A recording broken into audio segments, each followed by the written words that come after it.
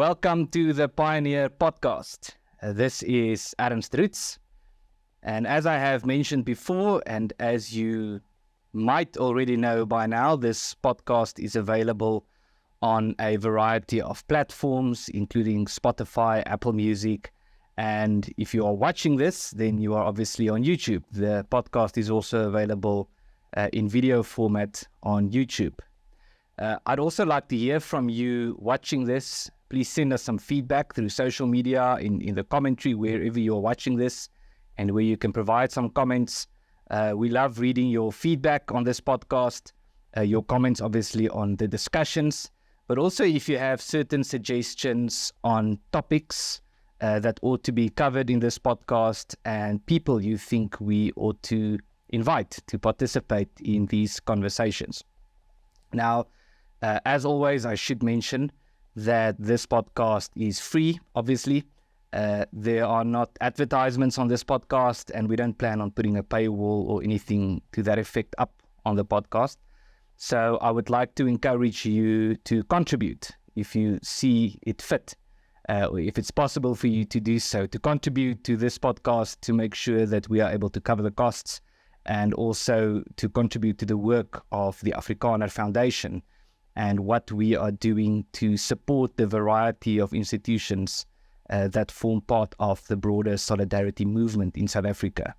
And that covers a whole variety of areas or sectors, including the work, for example, that AfriForum is doing in terms of safety in South Africa, the work that the Solidarity Helping Hand is doing in terms of community upliftment, the work that we are doing through the Solidarity Movement and its various educational institutions, media institutions, and so forth. So click on the link in the description where you can support this podcast. But today we are talking about a very important topic. It is a topic that is not properly understood by many people in South Africa, and I would go as far as to say most people, or the vast majority of people in South Africa, even though it is a topic that, if it's not already affecting them, at least it has the potential to significantly affect their lives. But it's also important for our viewers and listeners outside of South Africa, because there's something really interesting happening in South Africa at the moment as far as these new ideologies are concerned. We have seen, for example, how developments in South Africa have spilled over to other countries like Europe, countries within Europe and America, such as the targeting of statues and heritage sites, which was something that started in South Africa and became a phenomenon in America and in other countries.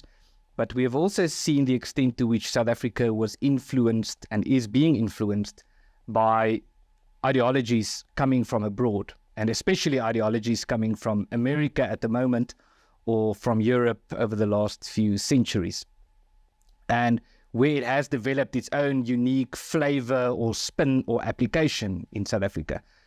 And it's relevant to our friends abroad because the dynamics in South Africa is different as far as demographics and so forth is going, and in terms of the approach of the South African government. And we know that some concerns have been expressed by some of our friends abroad that they experience that they are going down the path of what has been called South Africanization. And so if we want to see where these ideologies that are currently popular or often discussed in Europe and America might end up, it's worthwhile spending the time to look at what is happening in South Africa.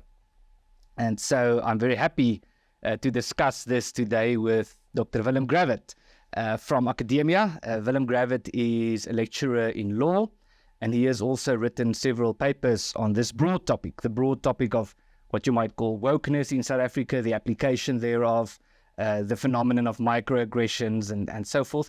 But then there was this very particular theme that came out in some of the works of Dr. Gravett or Willem, which is the topic of Azania Critical Theory. And so, Willem Gravett, thank you very much and welcome to the podcast. Thank you very much, Ernst, for having me. Now, maybe let's start with a broader picture question or topic, and that is the looming race war in South Africa. Now, if you go onto social media, you do get this impression that South Africa is just on the brink, that it's just a matter of time before we take up arms and we start shooting each other. Yes. And if you read a lot of what's in the media, the mainstream media especially, and if you listen to commentators and especially some academics, they would also support this notion that we have to start preparing for this race war, or we need to have some urgent intervention to prevent this.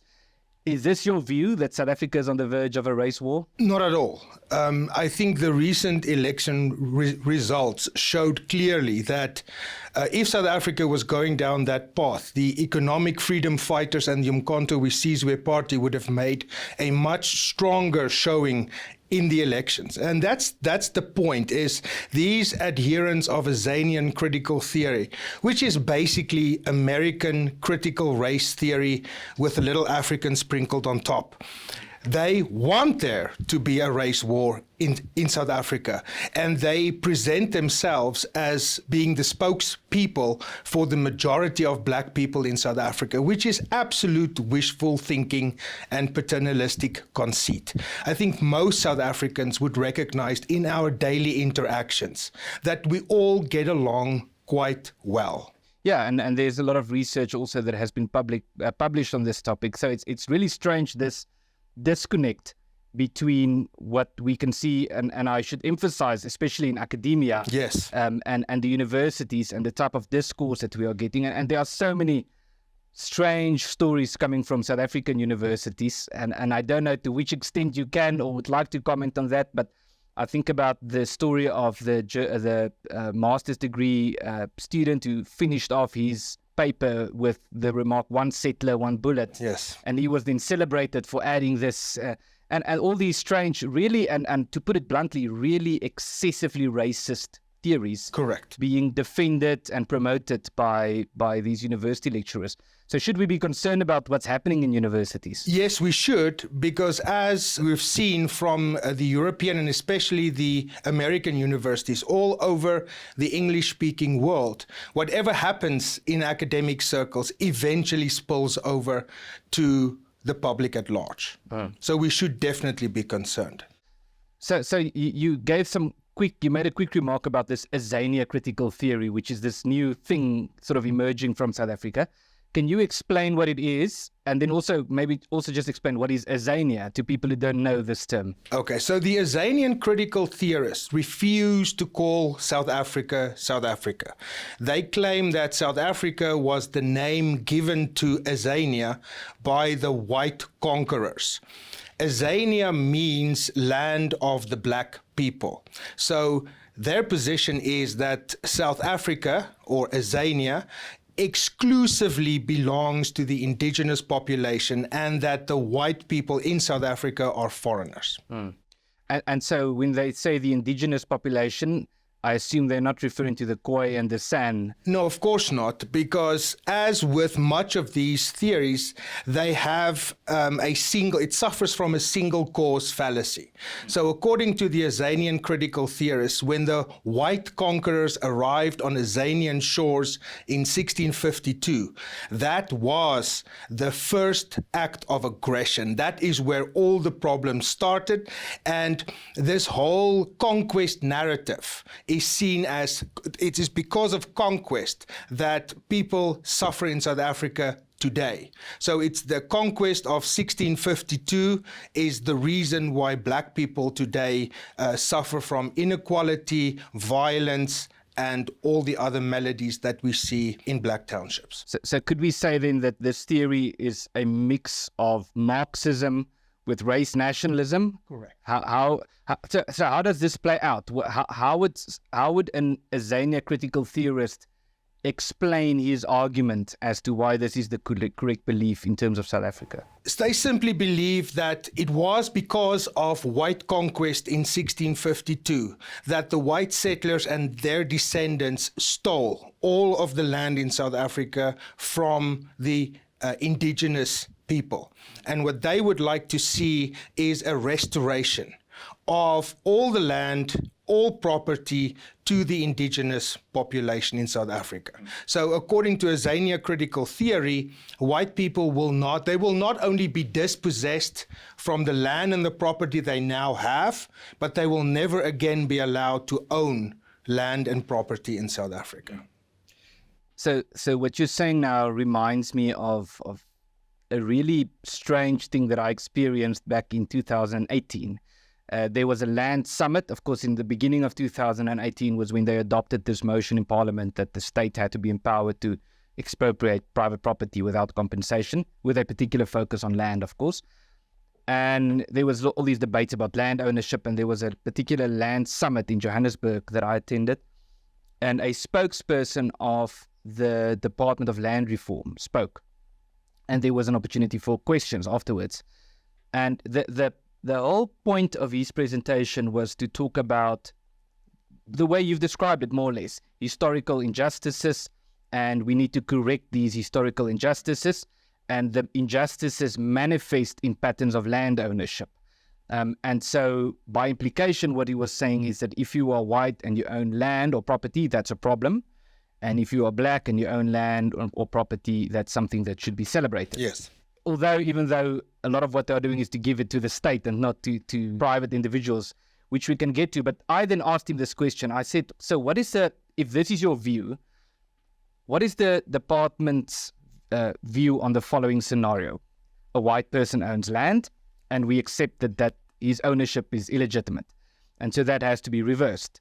And so the government comes and take that land, and they give that land to a black person who now owns the land, who's now a farmer.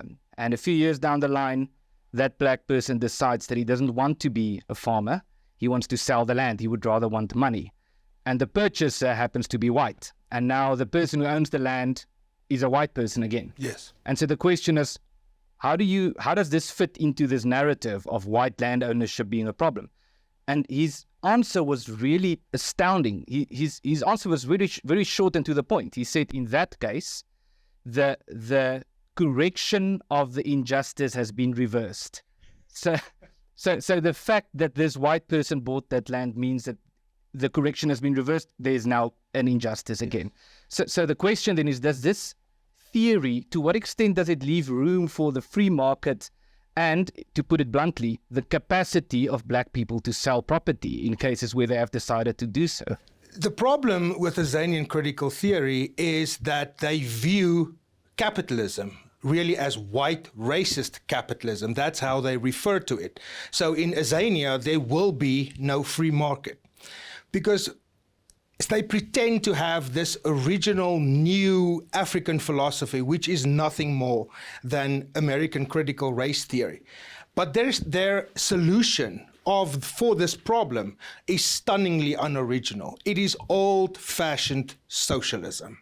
So what the Azanian critical theorists want is to abolish the Constitution, which they see as a compromised racist document.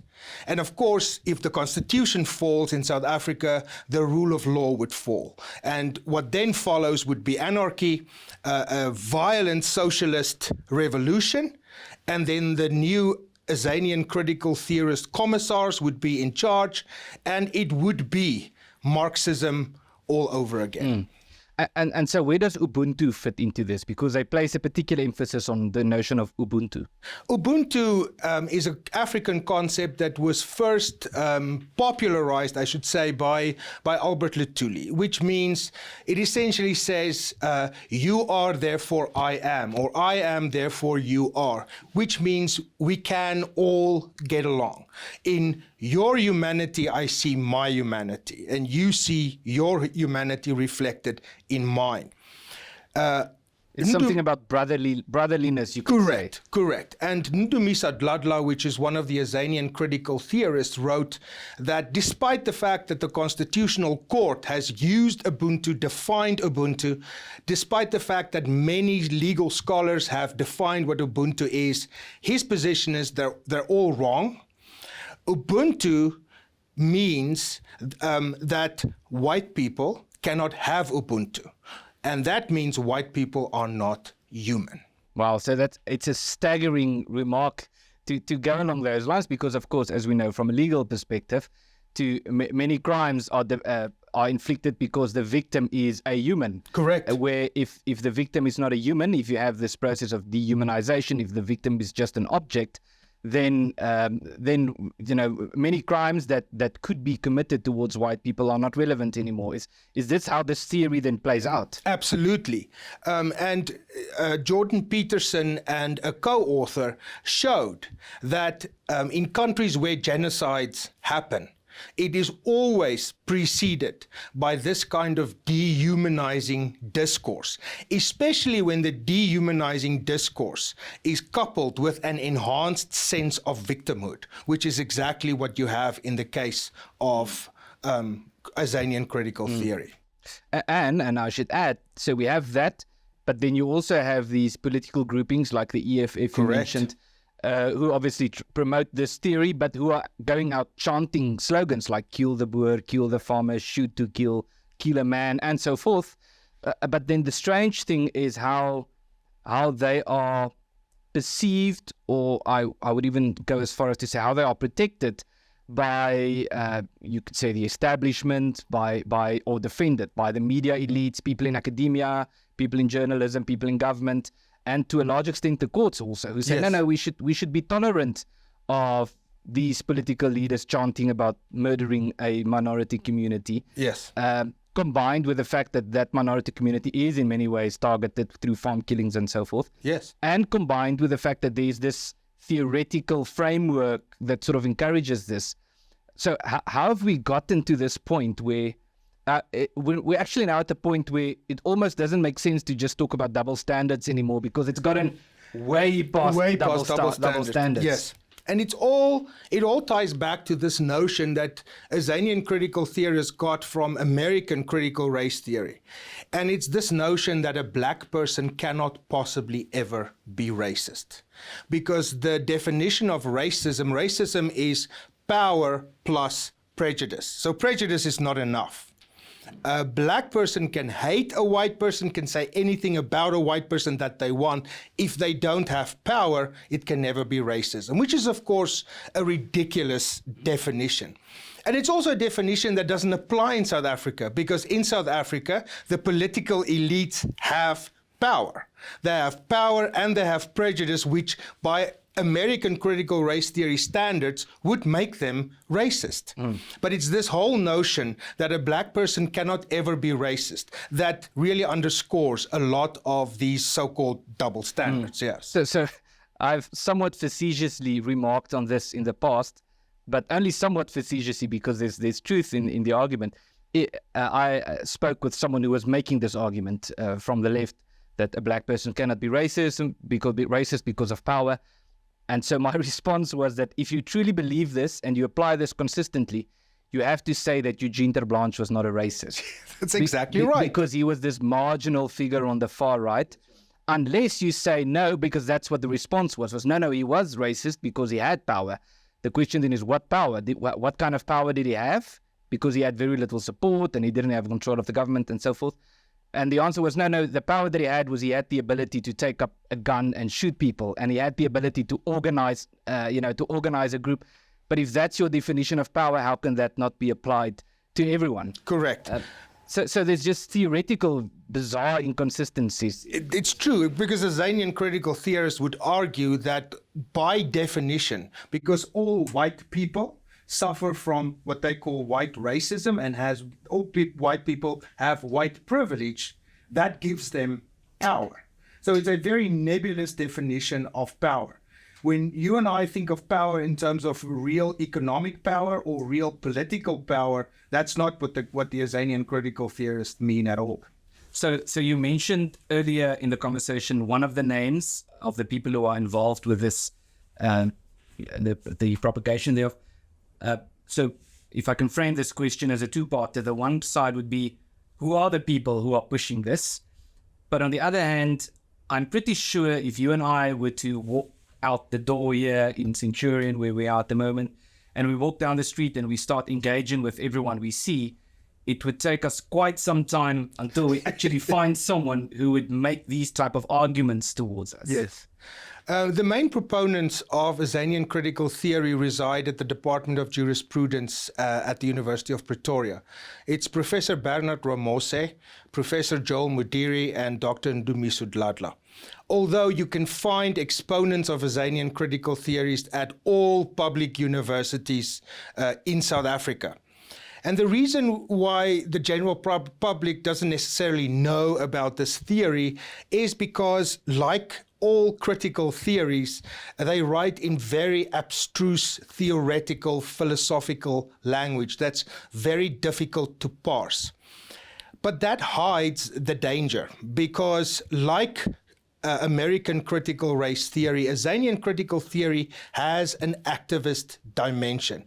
American critical race theory, born at Harvard through people like Alan Freeman and Derek Bell, was from the beginning supposed to be an activist movement. So it's an activist movement located in academia, and that therein lies the danger. And we can take this back all the way to the late 60s, where Herbert Marcuse, in his book One Dimensional Man, wrote that the revolution, the Marxist revolution, has really failed in the West because capitalism has been spectacularly successful.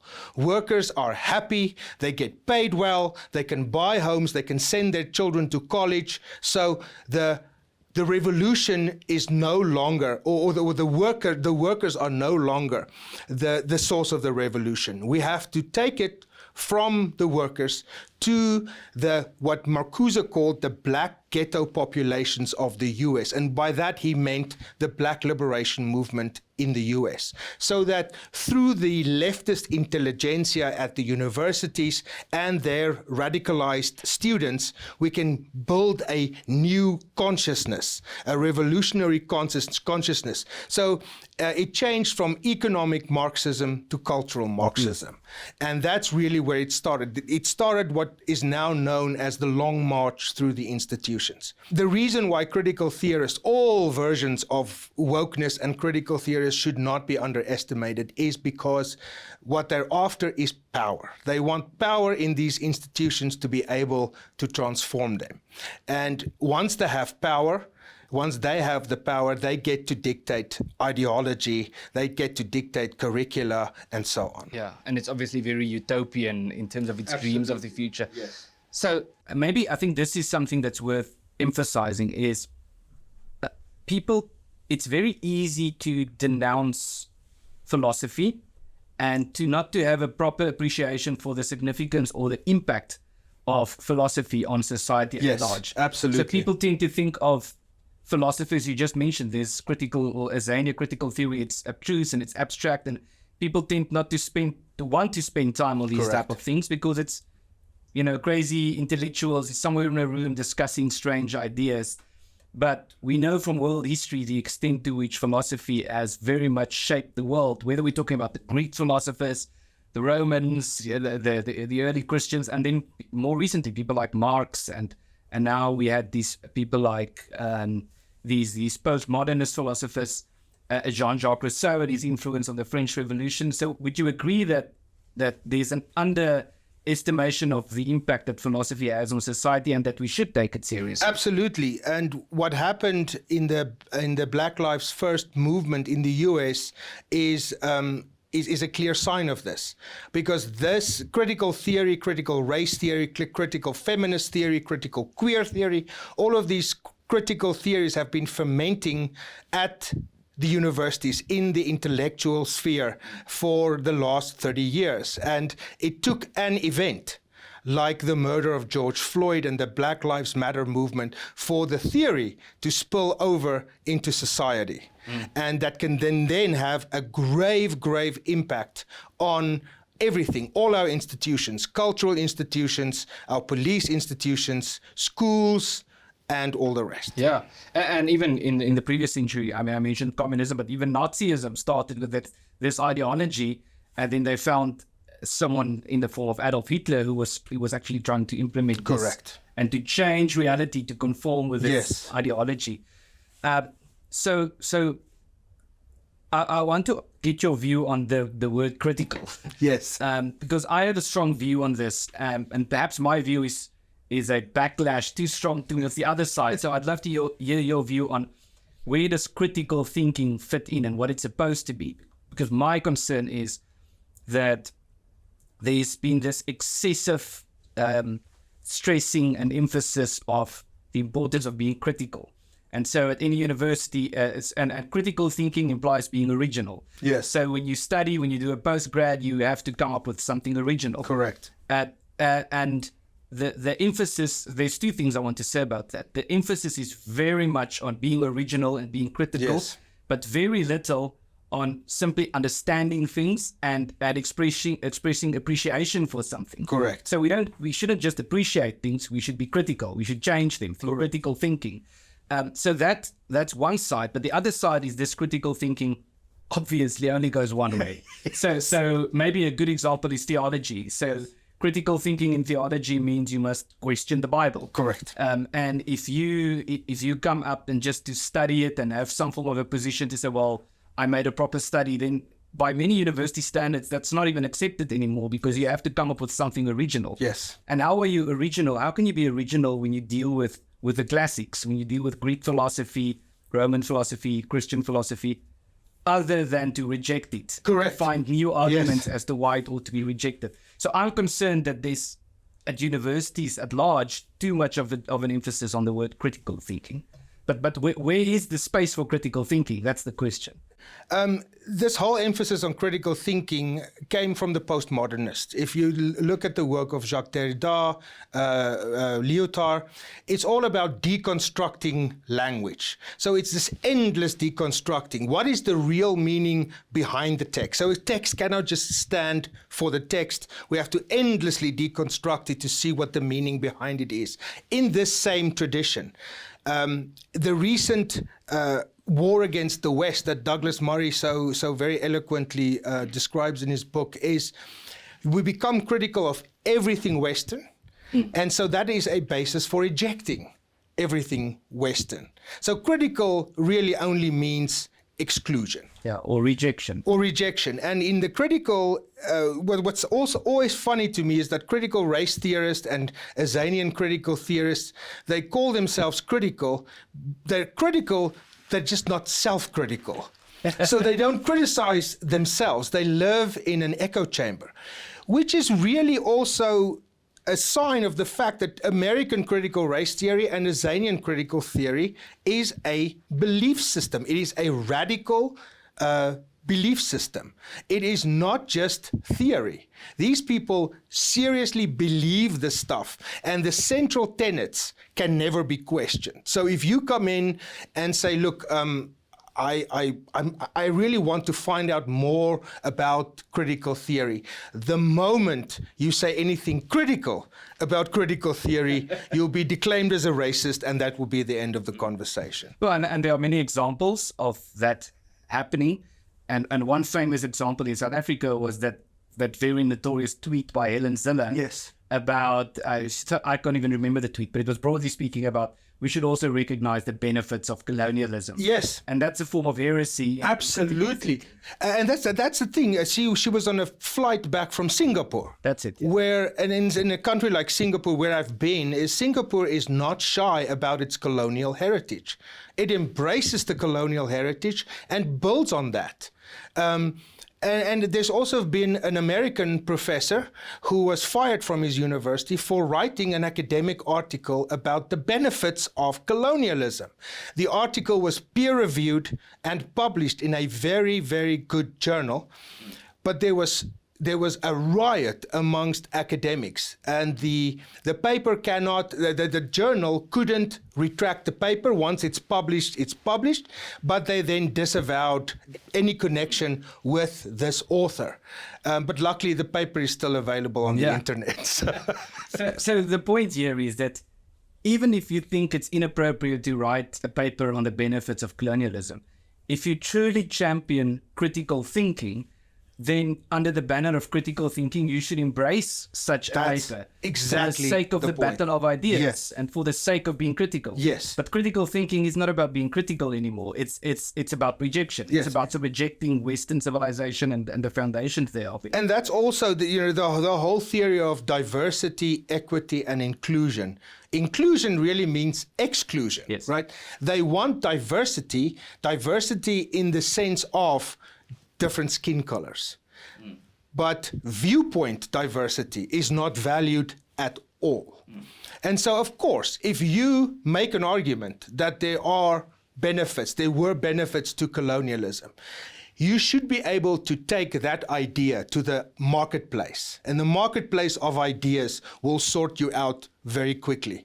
If your idea is a good one and it's motivated, it may have some traction. But if it's pure nonsense, a better idea will quickly come along and sweep that away. And that's the way that ideas are supposed to work. That's how society progresses. But critical race theorists and Azanian critical theorists would never bring their ideas to the marketplace because they have no substance. It's so easy to dispel them. There's no scientific, empirical basis for any of this nonsense. Which is probably why they are very reluctant to participate in conversations Correct. like these, and why they prefer their own sort of echo chamber from where they Yes. can push out Yes. these articles. I heard there exists an Azanian Critical Philosophical Society. I've never been invited to one of their meetings, but I'm sure what they discuss there is not Kant and Aristotle. So Yes. I want to understand the philosophy behind this and your view on this, because obviously there's a strong element of Marx in this, but it's also very much postmodernism. And a lot has been said about this, that theoretically Marxism and postmodernism doesn't blend. Correct. Because Marxism sees the world in terms of hierarchies and structures and particular identities, and we need to protect this particular group, which is the working class. And postmodernism rejects all of that. But somehow it was very easy for the Marxists and the postmodernists to meet, and also to mix that then with race nationalism. So the question is, how did it get to this, that these underlying theories or philosophies that just reading it would say to you that it's not possible for them to meet or to become Correct. allies, but Yes. yet there was this fusion happening among these philosophies, which have now produced something like this Azania Critical Theory. Wow, how did this happen? if you look at the original postmodernist or the early postmodernist, in the wake of the publication of the Gulag Archipelago, it became very clear that the Soviet Union was not the Marxist utopia that all the leftist professors in France thought it was. It was, in fact, a terrible place. And Stalin perpetrated unimaginable horror. So they became disillusioned with Marxism in the traditional sense.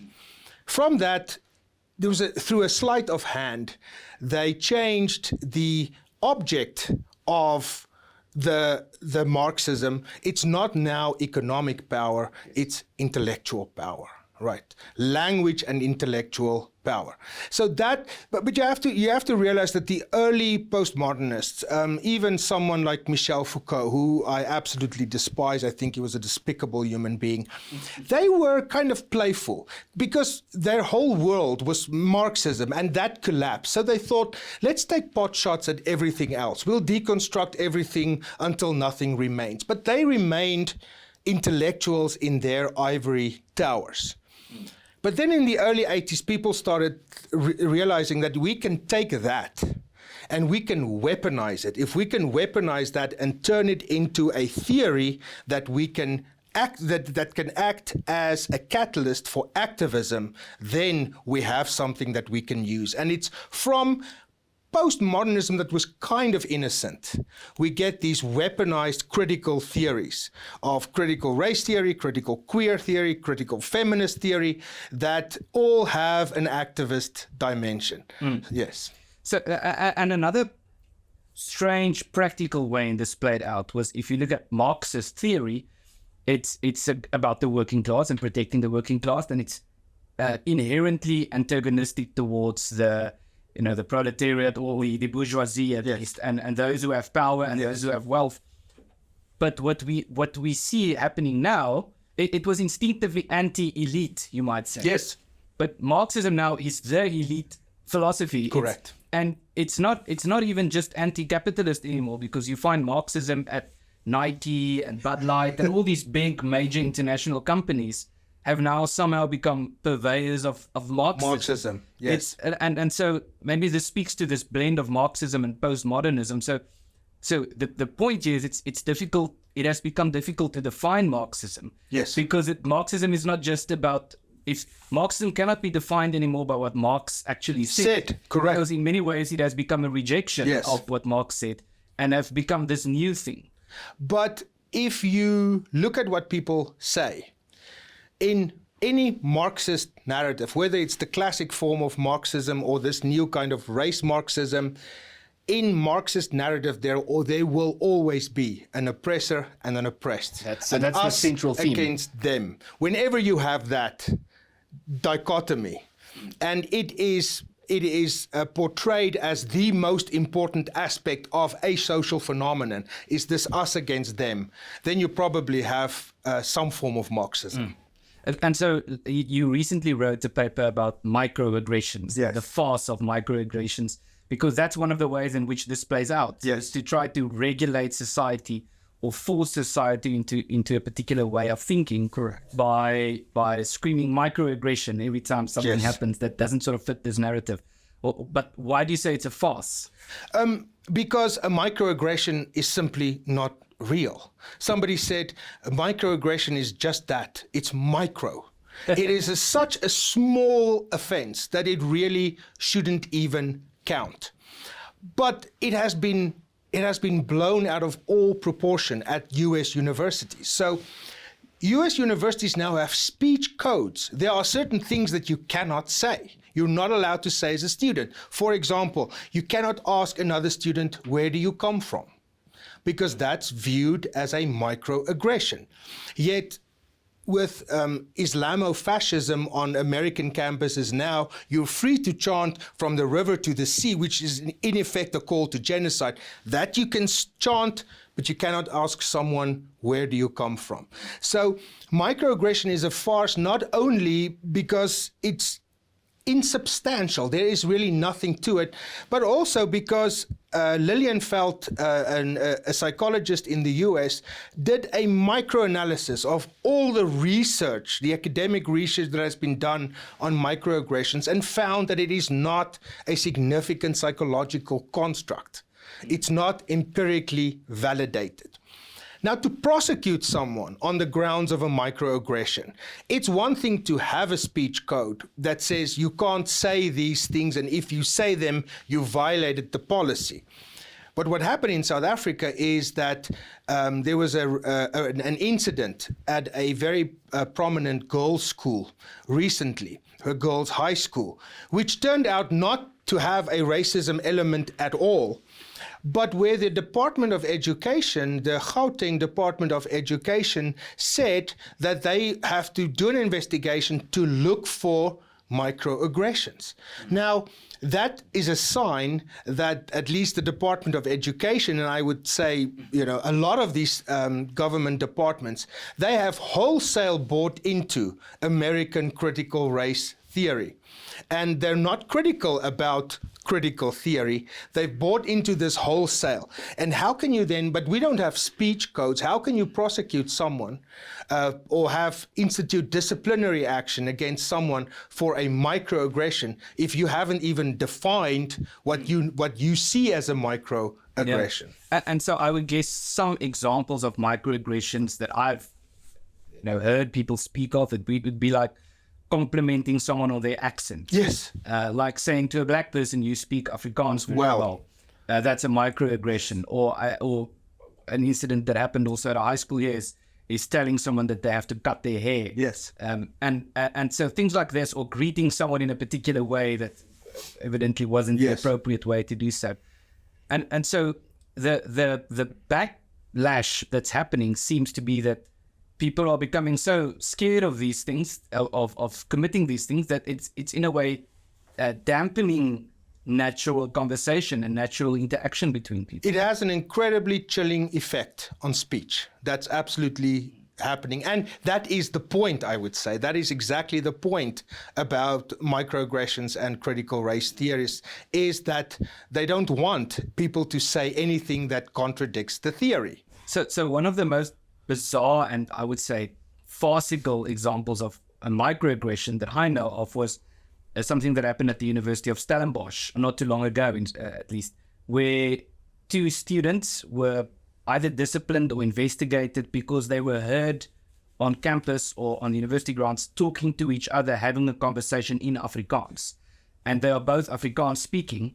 And so the claim was the fact that these two Afrikaans speaking students were speaking to each other in Afrikaans is a microaggression to the people in their vicinity for hearing the language Afrikaans, which is completely bizarre, but that just shows how farcical this has become. Absolutely. And another microaggression is what is called in the US the myth of meritocracy. So making a statement such as the best person should get the job, or anyone can succeed in this society if they work hard, that's a microaggression. It's incredible. So there's a lot that could be unpacked here, but if we try to round off the conversation, the question then is, how do we respond to this? I think perhaps from two levels. The one is what ought people to do, or what should we do when we get confronted by this type of thing? But the other side of it is what should universities do? Yes. Because universities have a very important role to play in society, but universities have become, in many ways, sort of the hub from which these ideas are being spread. Yes. Well, what we can do as a society, if you like or love freedom, you should oppose critical race theory. And the only thing we can do is speak out against it. And we have to speak out against it very vociferously, because this is a pernicious ideology that can have dire consequences for our society. And if you say something critical about critical race theory, the expectation is that you will be branded a racist. But they view you as a racist anyway for the mere fact that you're a white person. So we can start. I'll take that. I'll take the slur, and then I'll say what I want in any event, because you will be branded a racist no matter what you say. The universities have an incredibly important role to play here, and that is to disavow these ideologies and really open up the marketplace of ideas again, because that's what a university should be.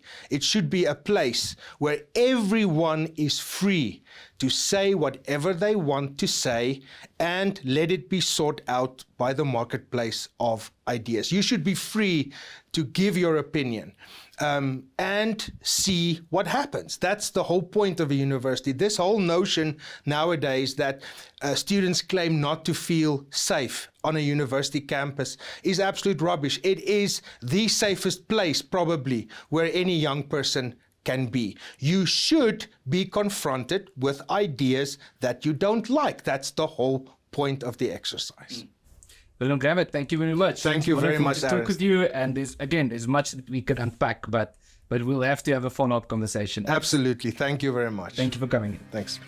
Hi, I'm Ernst Roets. If you support this podcast and the work that we are involved with as the Afrikaner Foundation and the broader solidarity movement in South Africa, I want to encourage you to become a more active supporter.